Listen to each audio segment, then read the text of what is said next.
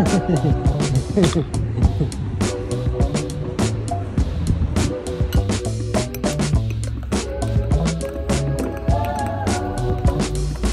morning, good morning, good morning, good morning, Flynn. How are you doing this morning? Kumusta kayong lahat? I hope okay naman ang linggo nyo. May nagtatanong sa akin kung paano ko daw ba na-manage mag-aral ng bachelor and master's dito sa Germany. And some may impression na mayaman ako sa Pilipinas, which is the opposite.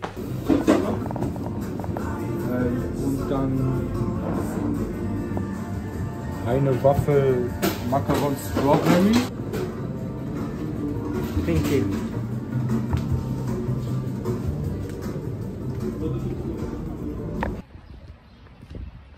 Yung mga oh, grabe, puyat ako.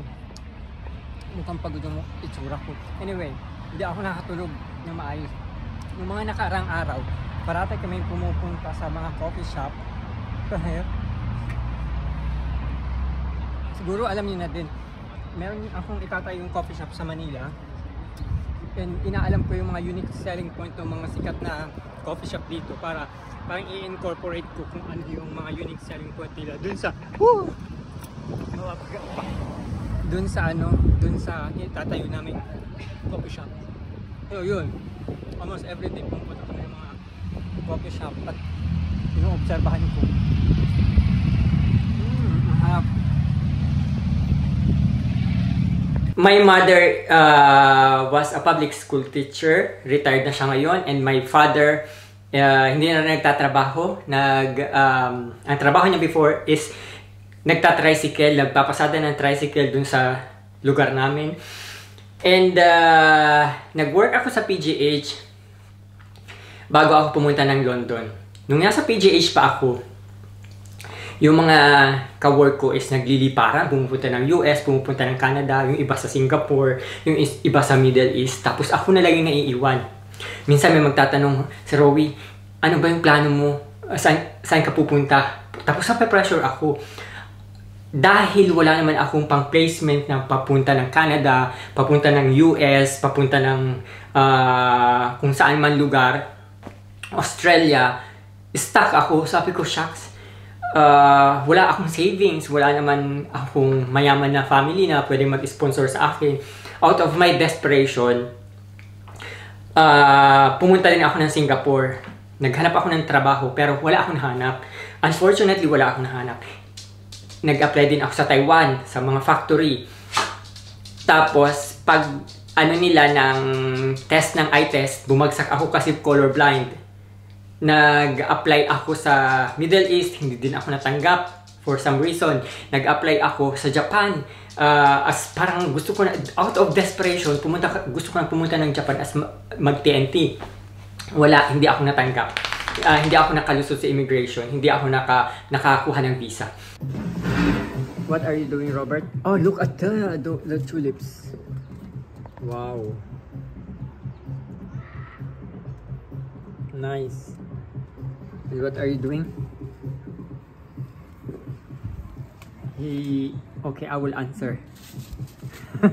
Doing planting. He will plant a tree. A plant.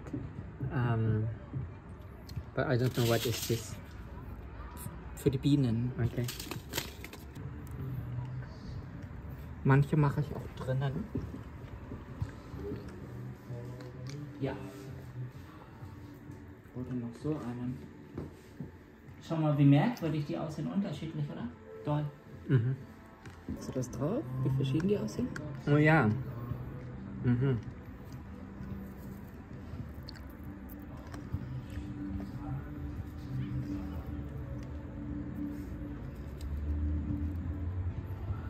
One day, nung naglalakad ako after work, kasi sa Pedro Hill, around Malate area, madami doong mga agency, may nag-abot sa akin ng flyers, study abroad.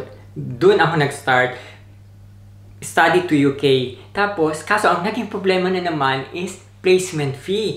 Sabi doon sa agency na pinuntahan ko is 200,000 processing fee. Sabi ko, shucks, saan na naman ang kukukut ng 200,000? Ang ginawa ko, uma-attend ako ng seminar nila. Inaalam ko yung procedure, documents, and requirements. And then, nagkaroon ako ng idea. Tapos sabi ko sa kapatid ko, since yung kapatid ko is nag-work din dun sa compound na pinag-workan ko sa UP Manila, sabi ko, tulungan mo na lang akong gumawa, mag-compose ng letter sa embassy, and mag-process ng mga documents. Yun, tinulungan niya ako. Tapos, every time na merong orientation dun sa agency, uma-attend ako at inaalam ko yung processing nila. Sabi ko, kaya natin yan. So, yun, to make the story short, nagkaroon ako ng student visa papunta ng UK without paying for 200,000 for processing fee kasi ginawa namin yun. Kasi nga, di ba, madiskarte talaga ako.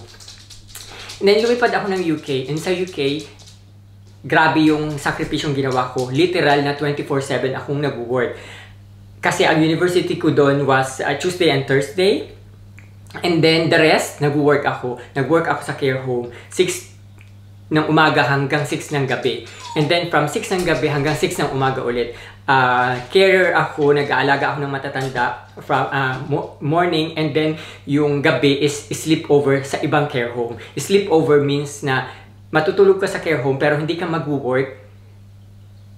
Mag-work ka lang kapag tinawagan ka ng on duty. So yun ang ginawa ko. So literal na 24/7 para mabayaran ko yung tuition ko na napakamahal. Fast forward, natapos ko yung university ko na nakuha ko yung diploma ko, and then lumipat ako ng Germany.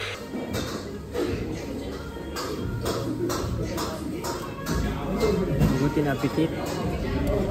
Guten Appetit.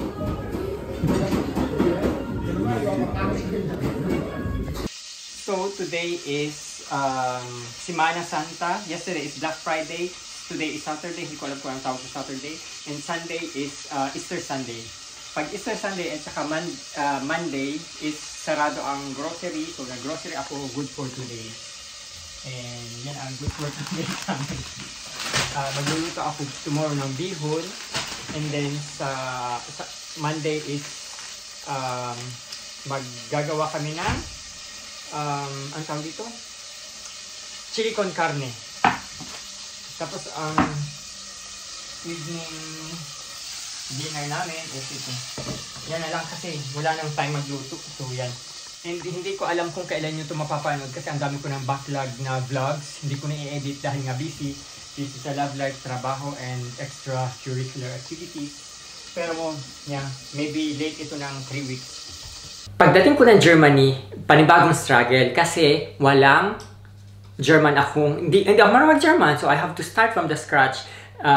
Naging cleaner ako. Again, there's nothing wrong to be a cleaner, to be a carer. It's a professional job, and may respeto ako sa mga gumagawa ng blue collar job kasi I've been there.